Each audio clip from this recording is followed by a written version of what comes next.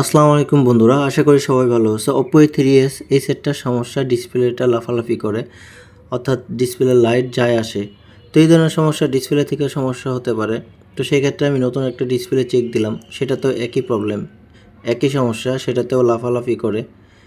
তো এটা যখন লাফালাফি করে তখন বুঝে নিলাম না এটা বোর্ড থেকে কোনো ঝামেলা আছে। তো বোর্ডটা খুলে এটার উপরে যে ক্যাপটা খুলে নিলাম। তো খুলে চেক দিব ক্যাপাসিটার যে লাইনগুলো সব ঠিকঠাক আছে কিনা। তো এই ধরনের সমস্যা কয়েল থেকে হতে পারে, ক্যাপাসিটার থেকেও হতে পারে। তো এটা মাপ দিলাম, ক্যাপাসিটার মাপটা দেওয়ার পরে দেখলাম যে না, সব ঠিক আছে।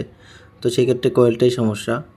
তো আমি অন্য একটা বোর্ড থেকে কয়েলটা নিয়ে নিলাম, সেম কয়েল। তো এই কয়েলটা নেওয়ার পর এটা লাগিয়ে দিলাম। লাগিয়ে দেওয়ার পর দেখব যে ঠিক হয় কি না।